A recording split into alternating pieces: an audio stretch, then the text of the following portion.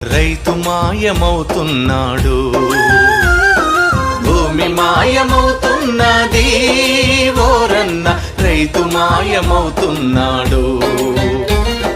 పరిశ్రమల పేరిట, ఫ్యాక్టరీల పేరిట, ఆధునికత పేరిట, అభివృద్ధి పేరిట పొలము గుండె తొలుచుకొని పొగగొట్టాలొస్తున్నా.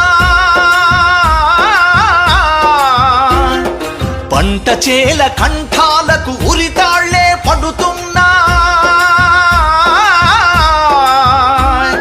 నేలని గంటువులోన గతకాలపు వైభవంల రైతు అనే పదమొకటి నిక్షిప్తం అవుతున్నది.